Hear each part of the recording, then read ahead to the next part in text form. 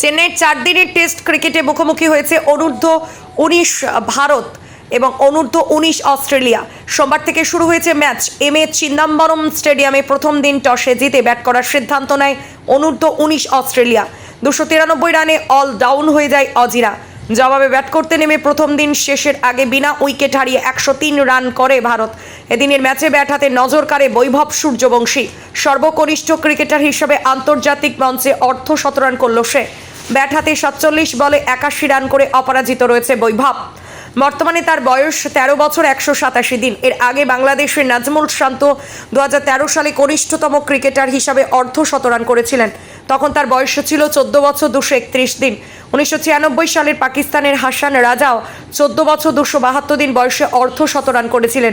কে এই বৈভব সূর্যবংশী? বিহারের হয়ে এবছর রঞ্জি ট্রফিতে অভিষেক হয় বৈভবের। তবে শুরুতেই বিতর্কে জড়ায় সে। অভিযোগ বয়স ভাঁড়িয়ে খেলছে বৈভব।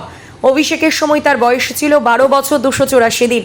ভারতের চতুর্থ কনিষ্ঠ ক্রিকেটার হিসাবে নজির গড়ে সে। তবে বিহার ক্রিকেট অ্যাসোসিয়েশনের এক কর্তা সেই অভিযোগ করেন, বৈভব বয়স বাড়িয়ে ক্রিকেট খেলছে। তার বয়স কোনোভাবেই 12 হতে পারে না। কমপক্ষে বৈভবের বয়স 16 বা 17। প্রসঙ্গত, অনূর্ধ্ব-19 ভারতীয় ক্রিকেট দল অনূর্ধ্ব-19 অস্ট্রেলিয়ার বিরুদ্ধে 3টি ওডিআই এবং 2টি টেস্ট ম্যাচ খেলছে। 21শে সেপ্টেম্বর থেকে শুরু হয় ওয়ানডে সিরিজ, যেখানে 3টি ম্যাচের 3টি জেতে ভারত। প্রথম ওডিআইতে 7টি উইকেট, দ্বিতীয়তে 9টি উইকেট এবং তৃতীয়তে 7 রানে জয় পায় তারা। 30শে সেপ্টেম্বর থেকে শুরু হয় প্রথম 4 দিবসীয় টেস্ট ম্যাচ, চলবে 3রা অক্টোবর পর্যন্ত। প্রথম দিনই অবশ্য অজিদের বিরুদ্ধে অ্যাডভান্টেজ ভারতের। এরপর 7ই অক্টোবর থেকে শুরু হবে দ্বিতীয় টেস্ট ম্যাচ, চলবে 10ই অক্টোবর পর্যন্ত।